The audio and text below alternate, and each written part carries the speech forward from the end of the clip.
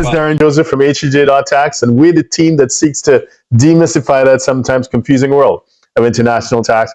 And today we have the honor and privilege of having a great conversation with Michael and Nuno. Michael, would you like to introduce yourself? Thanks, Darren. Good to be here. After a career in consulting in the international tax planning game, I'm now the founder of an investment platform in Portugal with some interesting Golden Visa qualifying investment products. Fantastic. And Nuno? As Michael was saying, thank you very much for the invitation to be here. I'm a tax partner at CMS, which is a Portuguese-based law firm, but present in 45 countries. We have been, and I've been very active in the private clients sector, mostly obviously in respect of taxes, but also touching upon Golden Visa, and that's why I've been working actively also with Michael in this sector. Fantastic. Can you talk us through the Portugal Golden Visa and the options available in 2025?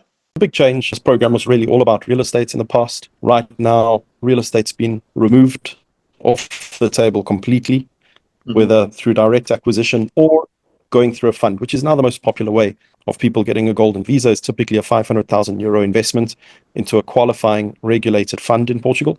That fund would need to capitalize Portuguese companies through debt and equity, but cannot do real estate in any form. We're seeing a lot of funds in the space of renewable energy, agriculture, or mixed use diversification funds as well, which I think is quite a positive change. You know, it's good to bring this Golden Visa drive and interest into other sectors of the economy. The real estate market in Portugal is hot enough as it is. It didn't need a little bit of extra fuel on the fire. It's really all about the fund options. And all funds created equal? Well, no, like anything in life, it's there's better, worse, more interesting or not. It really comes down to investors' tastes. What the funds should all be, of course, is regulated in Portugal by an independent regulated fund manager. In our case, that fund manager is Fundbox, who have the full fiduciary responsibility of the fund. And typically Golden Visa investors, they're not looking to shoot the lights out with these funds.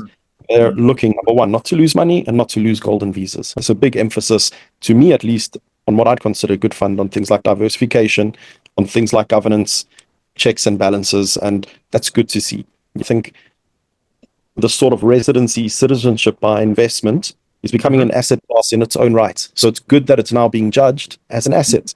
Team, track record, governance, those fundamental pillars that make an investment interesting or not.